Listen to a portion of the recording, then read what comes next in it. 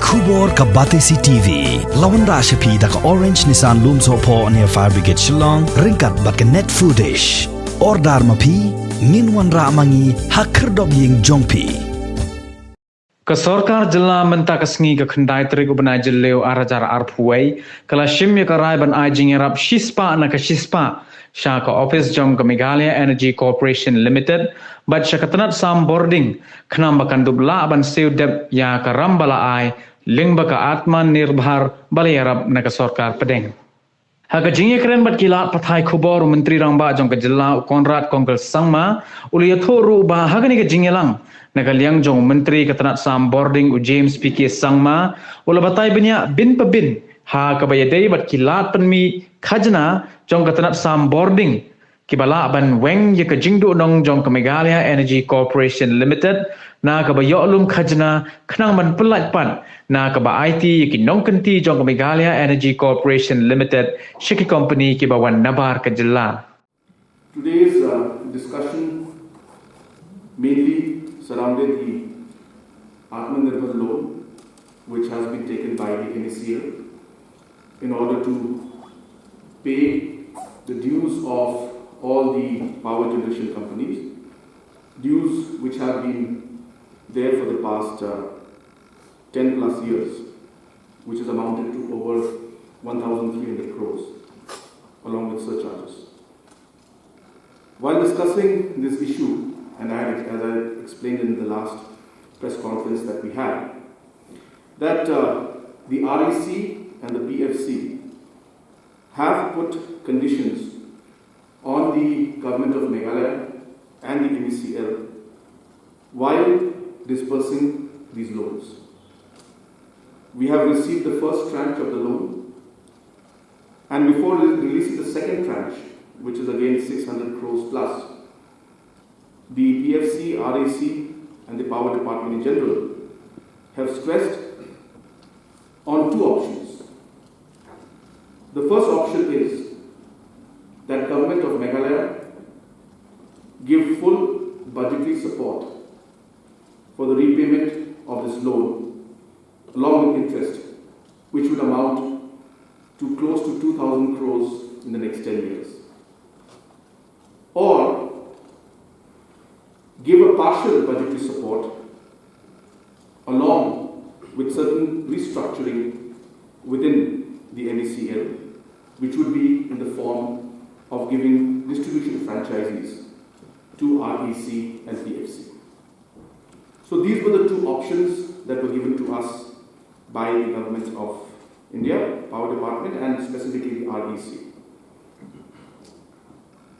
These matters have been discussed in detail with the Power Department, the Power Minister, and the MeECL management.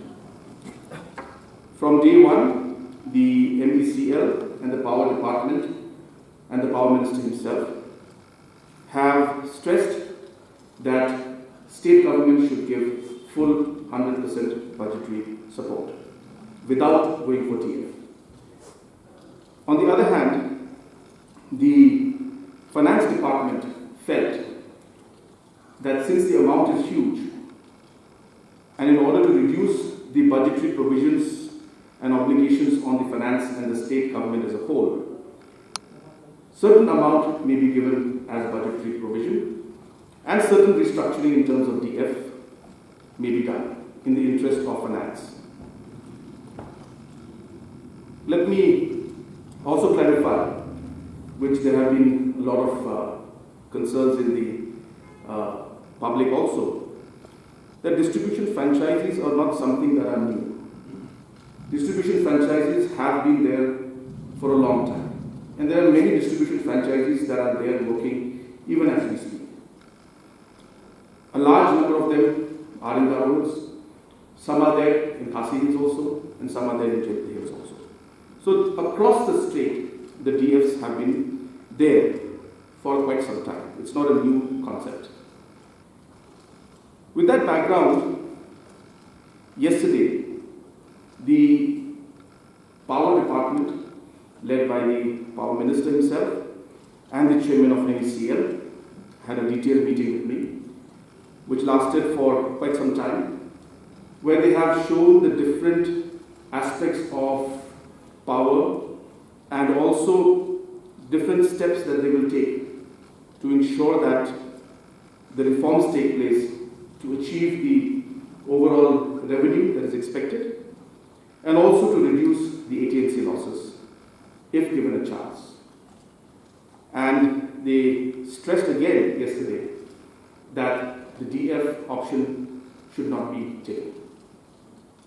Similarly, I had a meeting and a discussion with the employees of MeECL also, and they have also expressed similar concerns in line with what the Honourable Minister Power has said, that DF option may not be taken and state government may give full budgetary provision, and the MeECL and its staff and engineers and the department work together to ensure that the different targets that in case are put in will also be achieved. Today in the Cabinet, all these aspects of what are the pros of going with DF, what are the cons of going with DF, and similarly what are the pros and cons of not going with DF were presented to the Cabinet. It was also clarified to the Cabinet that these funds are going to come out from the same pool of resources that the state government has. So therefore any payment or any support that is given, which will be, as I said, a budgetary provision, will come out in case we have to pay, will come out from the overall development budget of the state, therefore impacting the overall development aspect also. So all these aspects were made very clear to the Cabinet, and in the Cabinet meeting,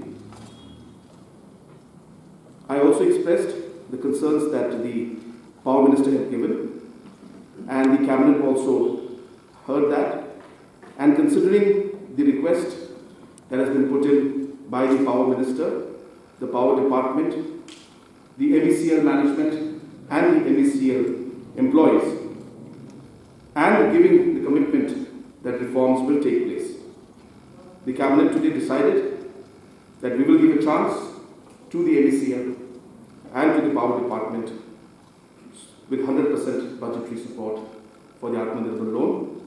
But this support of 100% will come along with certain targets that need to be met in a time-bound manner.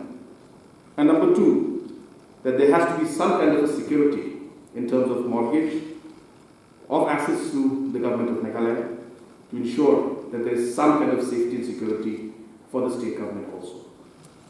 So with that, we concluded the meeting, and we have asked the Finance Department and the Power Department to work out in detail the different targets that the Power Department and MeECL specifically will achieve, and based on that we will move forward. But to RAC and to PFC, we will be informing them that the 100% budgetary support will be given by the state government, which is what RAC and PFC also wanted in the initial stage. But keeping the finances in mind, the state government's finance department felt that we should change that, and that is when the changes came in. So therefore RAC and PFC will not have any issue with this either. They will be happy when state government gives a budgetary support to them. So that was the decision that was taken today in the Cabinet. There is no right or wrong answer in this. There are situations that we need to look at. There are conditions. There are different kind of issues that are there. And therefore, both have got plus and minus. So both decisions are fine. Now with this decision, when we go forward, the good part about this decision is that number one, we will see once and for all a very, very strong and kind of a very permanent kind of a solution to this long pending dues that have been there to government of, to NEPCO, NHPC, NTPC and others. So we will see that that particular process and that particular loan and the entire repayment process for the next few years, is not few years, means the past dues are now clear. So this is a very big reform, and it will go a long way in stabilizing the overall financial system of MeECL. Will it resolve everything? Absolutely not. There is a lot more to be done. MeECL has got terminal benefits, which are due since 2010, amounting to over 800 crores. The overall reforms in the tariff that has to be done remains to be done. Overall AT&C losses in general have to be improved. So many things have to be done, but this will go a long way in helping. Now, obviously, the other side of the story is there is a challenge for the government to support them all the time. But since we got a very strong commitment from the employees, since we got a strong commitment from the Honourable Minister, and the Minister has been stressing on this, we feel that it is fair to give a chance to MeECL to show that they'll be able to do it. And if the team works well, then I'm very sure that circles which are 80%, 70%, 50% AT&C losses, they will be able to improve them and bring them down considerably. So there is a scope, but a lot will depend now on how the department and the employees and the management work. What type of mortgage? One at a time. What type of mortgage were you talking about? Well, we're looking at some kind of security, maybe in terms of the assets that they have or the land that is there. So somewhere where the state government is also protected. So therefore, we will give the backing in terms of the budgetary provision. But at least some kind of safety net for the state government also is required, so that MeECL is not totally free. So therefore, those terms and conditions will be worked out on how to move forward. But the cabinet has decided that there has to be some kind of a safety security for the state government. There has to be certain time-bound reforms that need to be put in place. No, there is no risk as such. As I said, the government had anyway decided that they will give budgetary provision for 75%, which comes out to 1,600 crores in the next 10 years. 25% would mean another 560 crores. Now, the important thing to note here is that if the MeECL pays, then it does not come on the state government. But if MeECL is not able to pay, then the state government will have to pay. So that's really what the issue is here. The other side of the story is that we, and especially the finance department, felt that some kind of bringing in and infusing competition into the system would push all the different stakeholders to start working and performing better. So it's really a policy matter which we thought. But again, as I said, the other side of the policy matter was that should there be a chance given to MeECL to improve their performance. So as I said, we balanced all the pros and cons, and we felt that at least one chance can be given, it should be given. And MeECL employees also have given and shown a lot of positive commitment to this. So therefore, there's no plus or minus to it. The difficulty is that we have to pay these amounts. So roughly in an annual amount, it may come up to about 150, 200 crores depending on which year it is. So that kind of a budgetary provision has to be kept by the state government. We have to ask them to now come up with those details. It would also mean not just bill collection, not just the overall billing, but it's also down to efficiency, down to more production, more generation. So it is a extensive list. So there are a lot of aspects in that. All of that will be worked out, but yes, billing and collection is definitely a very important part of that reform also. Can you just ask what step will the MeECL take to make the employee of MeECL feel that they are working in a corporation, not as a government servant? Well, that's always a challenge. But the way we have always felt, I had a good meeting with them in the morning and expressed to them that we need to ensure that we work as a team. Now, this will involve we all having our set targets in front of us, having set timelines in front of us. So all these kind of professional approaches of planning things properly, which are there in every professional organization, needs to be brought in. Responsibility has to be there. Employees must feel that they are working more than just doing a daytime job out there. They have to have a sense of purpose, and the purpose should be to ensure that MeECL improves.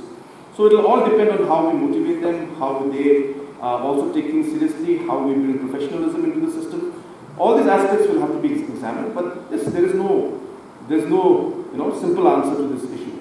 But it's a process, and I'm hopeful that with these interventions and with this entire thing that we plan to do, we hope that that sense will come in, and that's really what we hope that our employees also in MeECL will start to feel and will see some changes that should take place. We have to realize that we just put 2-3 things clear, otherwise there will be a lot of confusion. Number one, these are dues that were passed on for years and years from the generation companies. 500 crores of this was due to NTPC. PGCI was about 100 crores plus. MeECL was about 600 crores plus, and others. So therefore, this dues, if we had not taken this loan, the surcharge on these would have been at 80%, double of what we are paying right now. Number two, if this amount was not taken, then there was a huge chance that we would be having blackouts of almost 15 to 18 hours a day. So therefore, the government has gone ahead in order to not just bring stability in terms of the power supply to the state, pay off the dues, reduce the interest payment that is there, which would have been much higher. So suppose we did not take this, maybe in coming 10 years the amount would have touched 3,000 crores. So that's what the difference is. So we are talking of maybe saving about 800, 900 crores by taking this step. So therefore, that's number one. One has to be clear that this is not just anything. It's basically, these dues would have piled up and touched 3,000 crores. Government decided that we'll bring this Atmanirbhar loan, get it at a nominal rate, much at half of what surcharges we are paying, 80%, we pay 9.5%. So we'd save money in that. And more importantly, bring stability to the thing. Now, the Regulatory Commission is the body that finalizes the tariff.